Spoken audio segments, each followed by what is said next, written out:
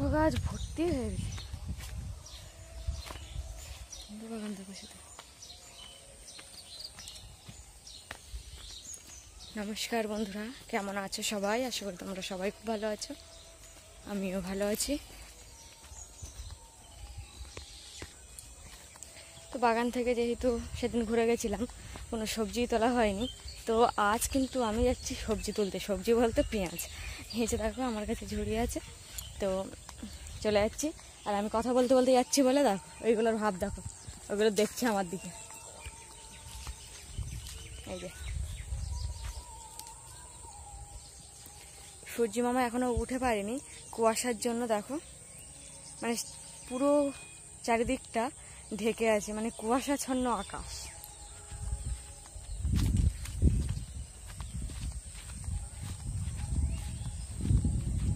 শিশির ভেজা ঘাসের উপর হেঁটে যাচ্ছি, বেশ সুন্দর লাগছে। শুধু ঘাস দিয়েই হাঁটতে হবে, মাটি দিয়ে হাঁটলে আবার জড়িয়ে যাবে পায়ে কাদা।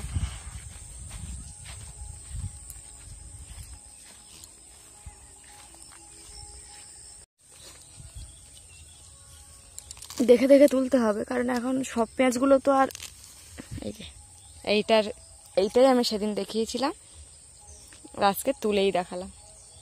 আচ্ছা,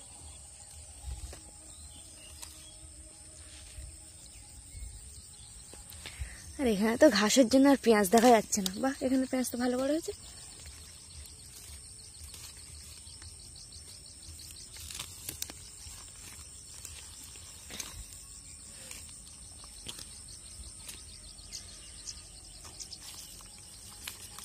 বাবা, এগুলো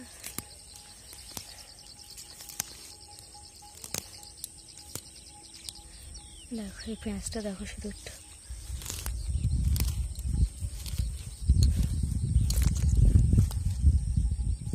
গুনে ফেলো কতগুলো পেঁয়াজ, গুনে ফেলো ঝপাঝপ। এই দেখো একই সাথে অনেকগুলো। এই যে শুঁয়োপোকা, এই যে চুবড়িতে এতগুলোই পেঁয়াজ হয়েছে, আর পরে তুলবো। এখনো পেঁয়াজ তোলার মতো সময় হয়নি। 10টা। ভাই, তা তোমার মটকা মালাইয়ের দাম কত গো? 5 টাকার আছে, তবে তো দাম 10টা দাও। দাম বেশি না, 5 টাকা, 6 টাকা, 10 টাকা আর 20 টাকা। বল কোন? এই যে এখন মটকা মালাই নিচ্ছি, আর ওই যে দাদাটা মানে মটকা মালাই দাদা আর কি, তো উনি এখন দিচ্ছেন এইভাবে সবগুলো একদম একই মাপে। এক চুল এ পরিমাণ, মানে এক চুল পরিমাণ এদিক ওদিক হবে না আর কি। তো এখন নিচ্ছি, আর ওই যে মটকা মালাই দাদাটা বলছে কি করছো তুমি? তো আমি ভিডিও করছি বুঝতে পারিনি তখন। তারপরে সবাইকে একটা করে মটকা মালাই দিয়ে দিলাম, আর আমি এখন নিয়ে যাচ্ছি রান্নাঘরের দিকে। যে কটা বেশি আছে সেগুলো ফ্রিজে রাখবো, আর হচ্ছে আমি একটা খাবো।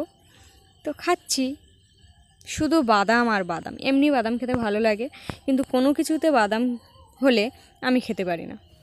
মটকা মালাই খেলাম, এবার দেখো রান্না করতে এসেছি, মানে উনুন ধরিয়েছি অনেক কষ্টে, তো তারপরে আমাকে মটকা মালাই আনতে যেতে হয়েছে।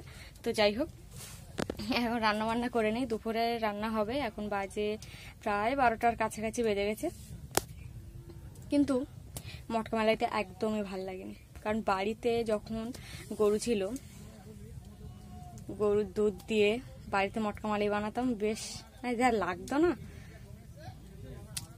তো ঘরটা বেঁধে নিলে আবার একটা গরু কিনবো, তারপরে হবে বাড়িতে মটকা মালাই বসিয়ে খাওয়া। তো সেই স্বাদ অসাধারণ।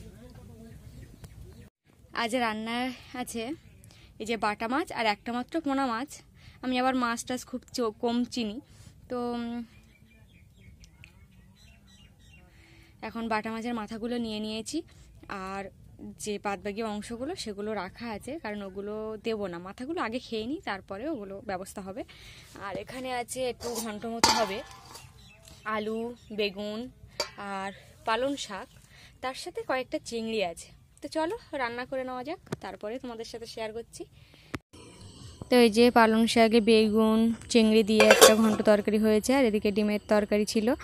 আর এই হচ্ছে টমেটো দিয়ে মাছের তরকারি, এইটাই নেব। ননদের বিয়ে যেহেতু সোমবার, সেই জন্য ওটাই নিয়ে নিচ্ছি। অনেক দিন থেকে বলা ছিল, আর সোমবার তো বেশি দেরি নেই, কাল দিন পর।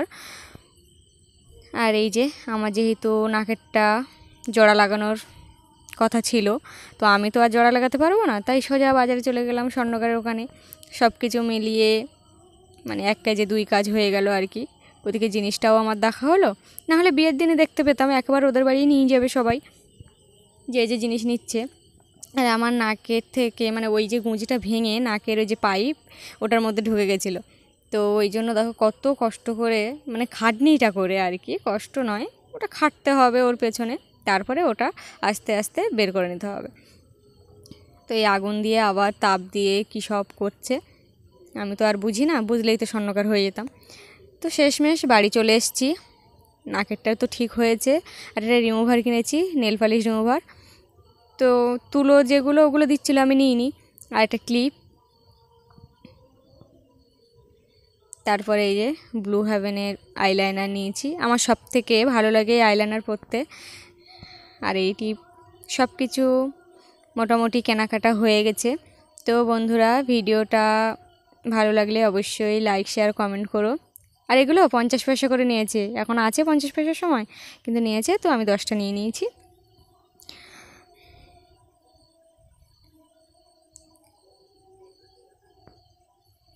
তো বন্ধুরা, ভিডিওটা আর বেশি বড় করলাম না, আজ এই পর্যন্ত। আসি, ভালো থেকো, সুস্থ থেকো, সাবধানে থেকো, সবাইকে ভালো রেখো।